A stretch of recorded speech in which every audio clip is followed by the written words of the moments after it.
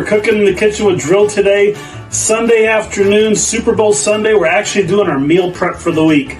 So what I've got here, I'm going to grill some chicken. I've got some organic pasture-raised chicken breasts that I've sliced so they'll cook a little bit easier. They've been marinating all day in a combination of a little bit of avocado oil, lemon juice, lime juice, red onions and green onions, and then some seasonings that I like to add in. So we're going to grill those. We're also going to grill some hamburgers. I've got 2 pounds worth of grass-fed, grass-finished ground beef here. And with those, I mixed in some green onions, some red onions, and again, some seasonings. A little bit of aminos, liquid amino acids as well to give it some nice flavoring. And then we're going to also grill some salmon fillets, wild-caught salmon. I like skinless salmon because it doesn't stick to the grill that much. And on top of those, we're just going to simply add a little bit of garlic and dill as we grill them, as we put them on the grill.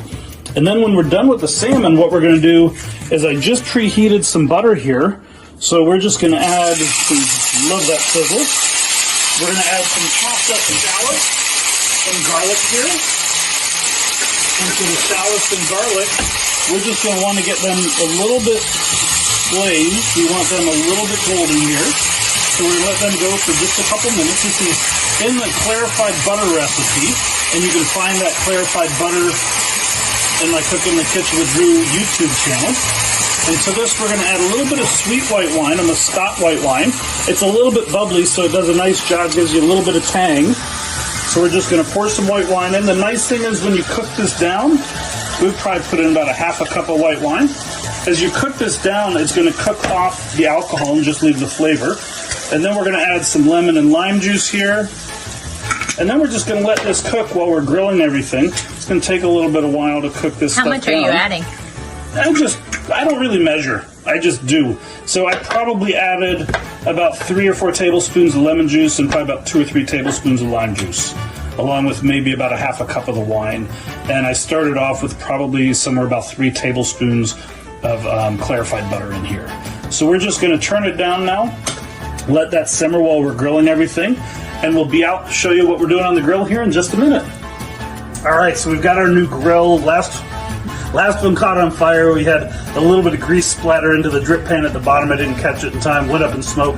What I did was I seasoned our grates. So when you have a new grill, if it's cast iron grates, put a little bit of avocado oil on them and let it burn for a couple of minutes. It'll season them, it'll help keep everything from sticking. So we're gonna go ahead and start. We're literally just gonna start. We've got 5 burners here. So we're just gonna start throwing our burgers on.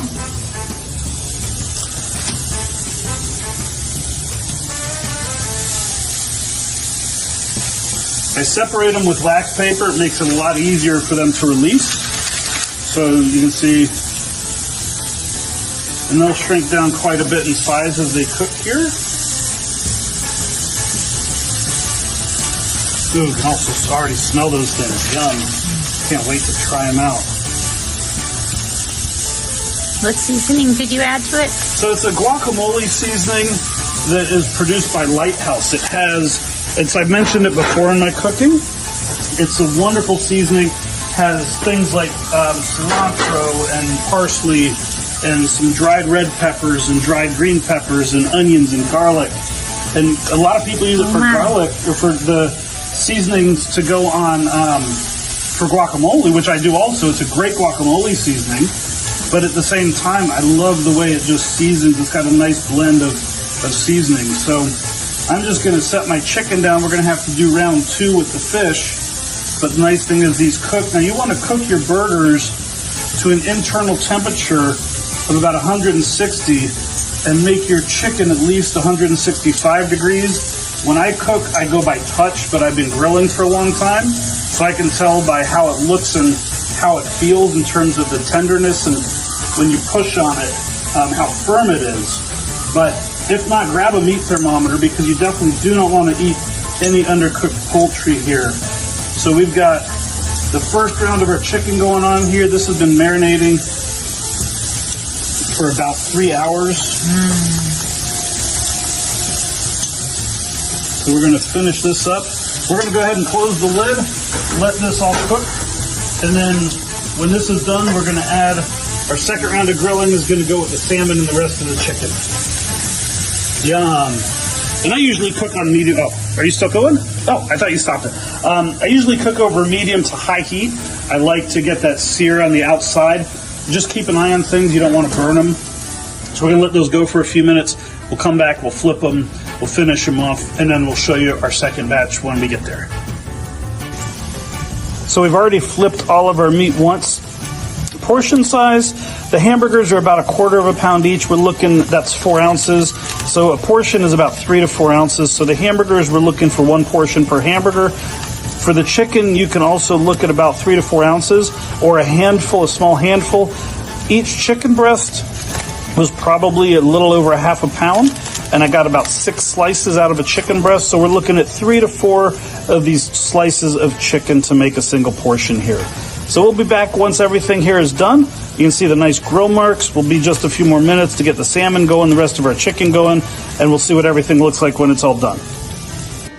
Hey friends, we're back with Cooking in the Kitchen with Juice, Dr. Gold. So I'm going to try the salmon. The nice thing with salmon, it's a healthy fat.